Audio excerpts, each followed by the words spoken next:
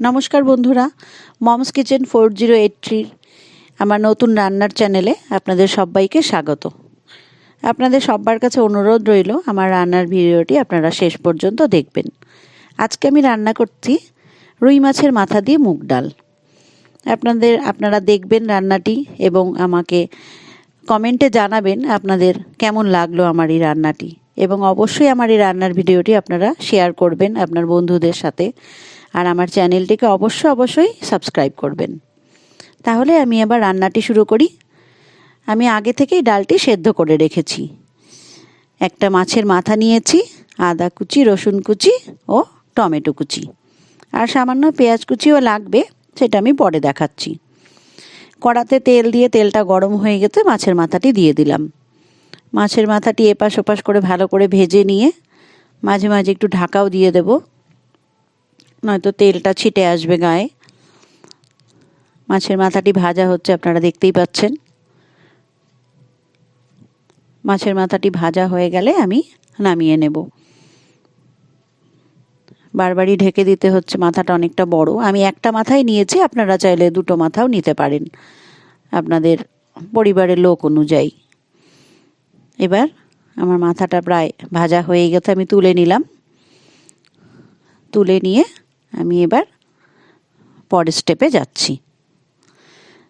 এবার আমি কড়াতে তেল তো রাখাই ছিল, আর তেল দিচ্ছি না। তেজপাতা আর জিরে ফোড়ন দেব। ফোড়ন দিয়ে জিরেটা দিয়ে দিলাম, তেজপাতাটাও দিয়ে দিলাম। এবার ফোড়নটা ভালো করে নাড়িয়ে নেব, তাহলে গন্ধটা খুব সুন্দর হবে। ওটা ভাজা হয়ে গেছে ভালো মতন। এবার আমি কড়াতে দিয়ে দিচ্ছি আদা কুচি, ওটাও একটু নাড়িয়ে নিলাম। একটু দেব রসুন কুচি আর সামান্য পেঁয়াজ কুচি। এবার দিয়ে দিচ্ছি পেঁয়াজ কুচি। আদা আর রসুন কুচিটা আগেই দেওয়া হয়ে গেছে, আর একটু আমি আদা কুচি দিয়ে দিলাম। এবার এটাকে আমি একটু ভালো করে নেড়েচেড়ে ঢেকে দিলাম পেঁয়াজটা নরম হওয়ার জন্য। এবার দিয়ে দিচ্ছি টমেটো কুচি। টমেটো কুচি দিয়ে ভালো করে নাড়িয়ে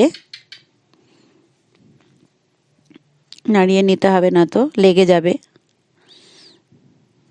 কিছুক্ষণ নাড়তে হবে, নেড়ে চেড়ে। এবার দিয়ে দিচ্ছি লবণ, সামান্য হলুদ গুঁড়ো, এরপরে দেবো জিরে গুঁড়ো ও সামান্য ধনে গুঁড়ো। এটাই হলো মশলা, আর কিছু আমি এক্সট্রা কোনো মশলা দিইনি। এই মশলাগুলো দিয়ে আমি নেড়ে চেড়ে ভালো করে ঢেকে মশলাটাকে কষতে দেব। মশলাটা আমার কষছে, আপনারা দেখতেই পাচ্ছেন। মশলাটাকে ভালো করে কষাতে হবে। দিয়ে দিলাম জিরে গুঁড়ো, লঙ্কা গুঁড়ো,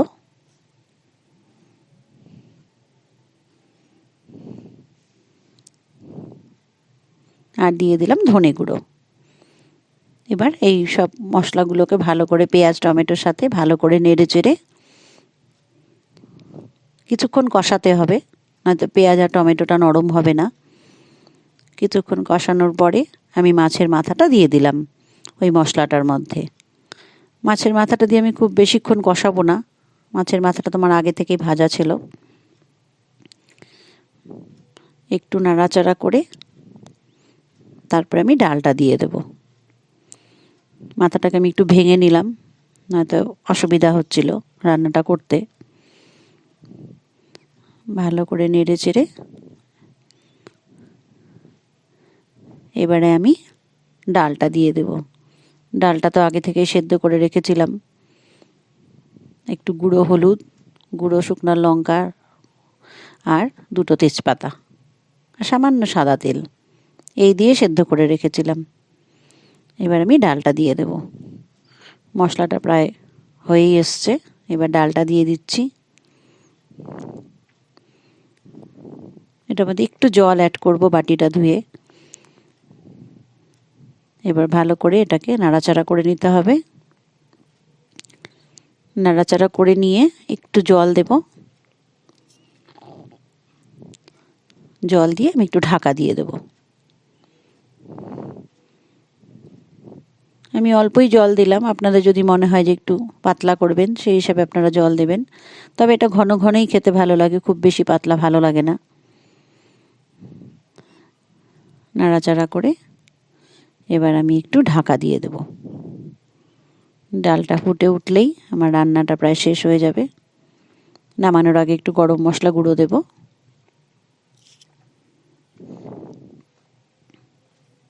দেখতেই পাচ্ছেন রঙটা খুব সুন্দর এসছে। মনে হলো একটু হলুদ কম হয়েছে তাই দিলাম, আর একটু চিনি দিলাম। আমি মোটামুটি সব রান্নাতে একটু চিনি দিয়ে থাকি। আমার মনে হয় একটু চিনি দিলে রান্নার টেস্ট আরও ভালো হয়। আপনারা চাইলে দিতেও পারেন, নাও দিতে পারেন। ডালটা ফুটছে ভালো মতন। 4টা চেরা কাঁচা লঙ্কা দিয়ে দিলাম। এটা তো খুব বেশি ঝাল ভালো লাগে না, একটু মিষ্টি মিষ্টিই ভালো লাগে। চেরা কাঁচা লঙ্কা দিয়ে ভালো করে নেড়ে চেড়ে আমি ঢাকা দিয়ে দিলাম। ডালটাকে একটু ভালো করে ফুটতে দিলাম। দেখতেই পাচ্ছেন ডালটা ফুটে উঠেছে। এবার একটু শাহি গরম মশলার গুঁড়ো দিয়ে দিলাম, গন্ধটা তাতে সুন্দর হয়। রান্নাটা প্রায় হয়েই এসছে আমার। ডালটা হয়েই গেছে প্রায়, আপনারা করবেন বাড়িতে, খুব ভালো লাগে খেতে। রান্নাটা আমার শেষ। মাছের মাথা দিয়ে মুগ ডাল খুব ভালো লাগে খেতে, আপনারা বাড়িতে করবেন এবং অবশ্যই আমাকে জানাবেন আমার এই রান্নাটি আপনাদের কেমন লাগলো। আমার ভিডিওটি অবশ্যই শেয়ার করবেন আপনার বন্ধুদের সাথে এবং আমার চ্যানেলটিকেও সাবস্ক্রাইব করবেন। ধন্যবাদ।